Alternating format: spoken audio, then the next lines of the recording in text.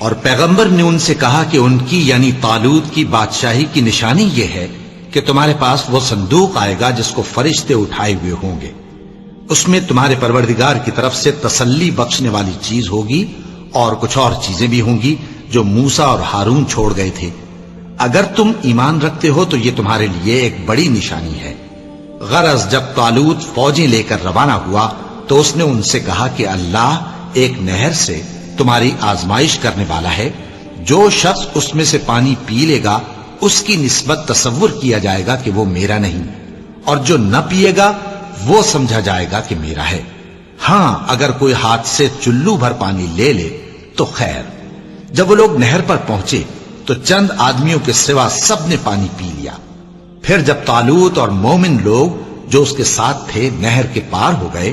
تو کہنے لگے کہ آج ہم میں جالوت اور اس کے لشکر سے مقابلہ کرنے کی طاقت نہیں۔ جو لوگ یقین رکھتے تھے کہ ان کو اللہ کے روبرو حاضر ہونا ہے، وہ کہنے لگے کہ بسا اوقات تھوڑی سی جماعت نے اللہ کے حکم سے بڑی جماعت پر فتح حاصل کی ہے، اور اللہ ثابت قدم رہنے والوں کے ساتھ ہے۔ اور جب وہ لوگ جالوت اور اس کے لشکر کے مقابل میں آئے تو اللہ سے دعا کی کہ اے پروردگار، ہم پر صبر کے دہانے کھول دے اور ہمیں لڑائی میں ثابت قدم رکھ اور لشکر کفار پر فتح یاب کر۔ تو طالوت کی فوج نے اللہ کے حکم سے ان کو شکست دے دی، اور داؤد نے جالوت کو قتل کر ڈالا، اور اللہ نے ان کو بادشاہی اور دانائی بخشی اور جو کچھ چاہا سکھایا۔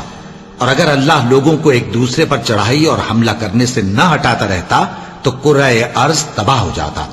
لیکن اللہ اہل عالم پر بڑا مہربان ہے۔